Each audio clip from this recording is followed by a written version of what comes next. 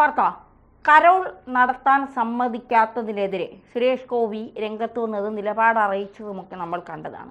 ഒരിക്കലും ഒരു പ്രത്യേക സമുദായത്തിനോ ജാതിക്കോ മതത്തിനോ വേണ്ടിയൊന്നും നിലകൊള്ളുന്ന ആളല്ല സുരേഷ് ഗോപി. പലപ്പോഴും സുരേഷ് ഗോപിയുടെ ബ്രാഹ്മണ്യത്തെക്കുറിച്ചോ അല്ലെങ്കിൽ സുരേഷ് ഗോപി പറയുന്ന ജാതികളെക്കുറിച്ചുമൊക്കെ വലിയ വിമർശനങ്ങളൊക്കെ പലപ്പോഴും വന്നിട്ടുണ്ട്. ഇപ്പോൾ CPM സംസ്ഥാന സെക്രട്ടേറിയറ്റ് അംഗം പുത്തലത്ത് ദിനേശൻ സുരേഷ് ഗോപിയുടെ നിലപാടിനെതിരെ തുറന്നടിച്ച് രംഗത്ത് വന്നു എന്നൊക്കെ പറഞ്ഞ് സോഷ്യൽ മീഡിയയിൽ സൈബർ വെട്ടിക്കളികൾ വലിയ രീതിയിലുള്ള പ്രസ്താവനകളൊക്കെ നടത്തുന്നുണ്ട്. എന്താണ് സംഭവം?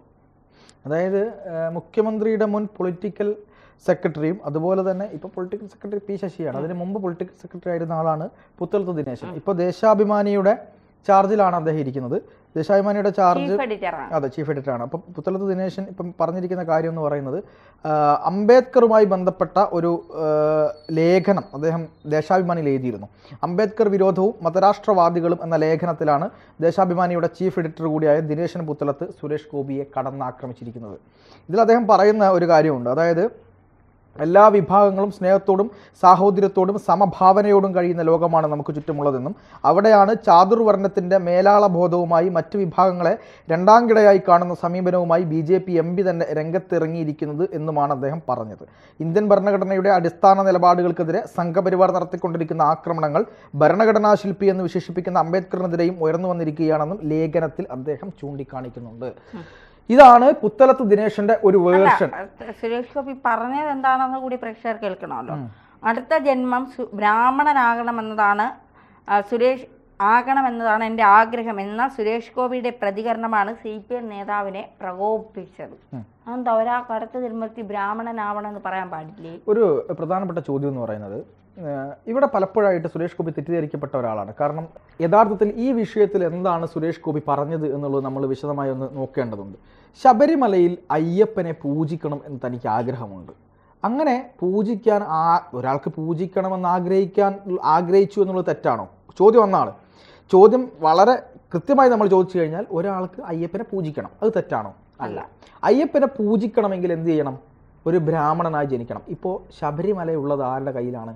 ദേവസ്വം ബോർഡിൻ്റെ കയ്യിലല്ലേ? ദേവസ്വം ബോർഡിൻ്റെ കയ്യിലാണ്. ദേവസ്വം ബോർഡ് ഭരിക്കുന്നത് ആരാണ്? CPM അല്ലേ? CPM ആണ്. CPM അവിടെ നിയമിക്കുന്ന മേൽശാന്തിമാരാരാണ്? ബ്രാഹ്മണരല്ലേ? ബ്രാഹ്മണരാണ്. അപ്പോൾ ഈ CPM ഭരിക്കുന്ന ദേവസ്വം ബോർഡ് ഉള്ള സ്ഥലത്ത് ദേവസ്വം ബോർഡ് നിയമിക്കുന്ന സർക്കാർ നേരിട്ട് ഭരിക്കുന്ന ഒരു സ്ഥലത്ത് അവിടെ പൂജാരിയെ നിയമിക്കുന്ന ആരാണ്? CPM ആണ്. CPM സർക്കാരാണ്, ദേവസ്വം ബോർഡാണ്. അവർ നിയമിക്കുന്നത് ബ്രാഹ്മണരെയാണ്. അങ്ങനെ സുരേഷ് ഗോപിക്ക് ഒരു ആഗ്രഹം വരുന്നു, തനിക്ക് അയ്യപ്പനെ പൂജിക്കണമെന്നുള്ള കാര്യത്തിൽ. അങ്ങനെ പൂജിക്കണമെന്ന് സുരേഷ് ഗോപി വിചാരിക്കുമ്പോൾ അദ്ദേഹത്തിന് മുമ്പിലുള്ള മാർഗം എന്താണ്? ഒരു ബ്രാഹ്മണനായി ജനിക്കുക എന്നതിലപ്പുറത്തേക്ക് വേറെ ഒരു മാർഗവും അദ്ദേഹത്തിന് മുമ്പിലില്ല. അല്ലെങ്കിൽ പിന്നെ സുരേഷ് ഗോപിക്ക് പൂജ ചെയ്യാനുള്ള പ്രത്യേക സൗകര്യം സർക്കാർ ഏർപ്പെടുത്തി കൊടുത്തു പോകും. ചോദ്യം ഇതാണ്. അല്ല, അങ്ങനെയാണെങ്കിൽ എല്ലാ ദേവസ്വം ബോർഡിന്റെ അമ്പലങ്ങളിലും പിന്നെ ദളിതരോ അല്ലെങ്കിൽ അത്തരത്തിൽ സമുദായമുള്ളവരെയോ ഒക്കെ പൂജാരികളായി വെക്കണം. എന്തിനാ ഇങ്ങനെ ബ്രാഹ്മണരെയും ആ വിഭാഗത്തിൽപ്പെട്ടവരെയൊക്കെ പൂജാരികളായി വെക്കുന്ന എന്തിനാ? അത് വളരെ കൃത്യമായ ചോദ്യമാണ്. അതായത് യഥാർത്ഥത്തിൽ ഈ ഹിന്ദുമതം, ഹൈന്ദവീയമായ സനാതനം പറയുന്നത് എന്താ?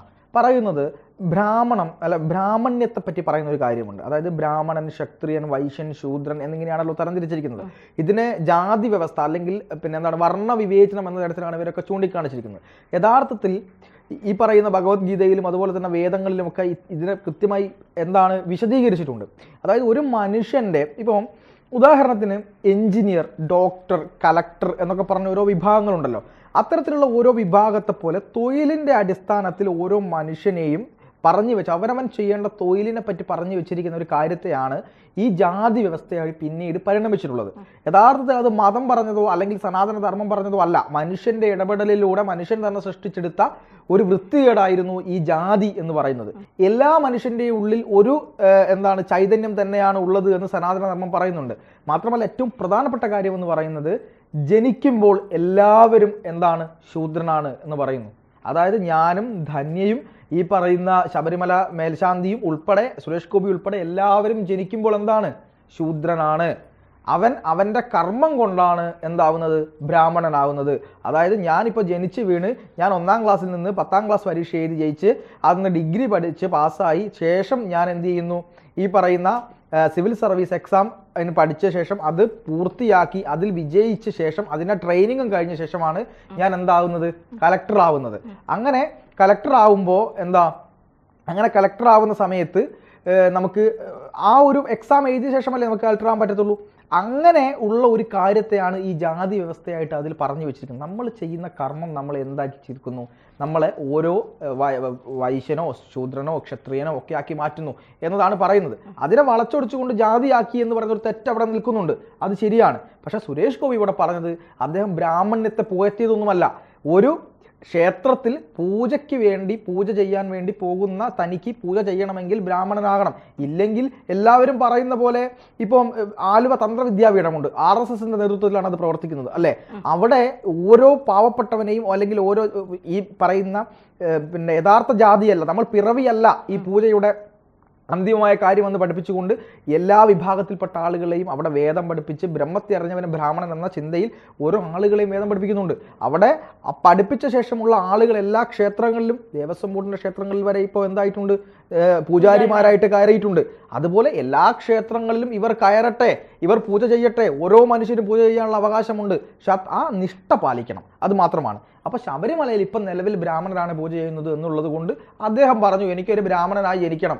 അത് ജാതിയുടെ മേൽമ കൊണ്ടൊന്നും അല്ല പറഞ്ഞത്, അയ്യപ്പനെ പൂജിക്കണം, അതുകൊണ്ട് ഇപ്പം പൂജ ചെയ്യുന്ന നമ്പൂതിരി വിഭാഗമായി ജനിക്കണം എന്നാണ് പറഞ്ഞത്. അതിനെപ്പോലും വളച്ചൊടിച്ചുകൊണ്ട് ഇത്തരത്തിൽ വൃത്തികേടുകൾ പറയുന്ന രീതിയിലേക്ക് അന്നത്തെ ഒരു ലോബി മാറി എന്നുള്ളതാണ് സത്യം. ഇതിനെയാണ് ദിനേശൻ പുത്തലത്തൊക്കെ ഈ വളച്ചൊടിച്ച് സംസാരിച്ചത്. എനിക്ക് എന്താ തോന്നുന്നത്? തീർച്ചയായിട്ടും പുത്തലത്ത് ദിനേശൻ്റെതായ ഒരു അജണ്ടയുണ്ട്. ഇപ്പോൾ ജാതി മതം ഒന്നുമില്ലാത്തവരാണ് CPM-കാരെന്നാണ് പറയുന്നത്. ക്ഷേത്ര ഇല്ല, വിശ്വാസം ഇല്ല, കൈയിട്ട് വരുന്ന എല്ലാം ദേവസ്വം ബോർഡിൽ നിന്നാണ്. ഏറ്റവും കൂടുതൽ വരുമാനമുള്ള ക്ഷേത്രങ്ങളിൽ നിന്നൊക്കെ കൈയിട്ട് വരലുണ്ട്.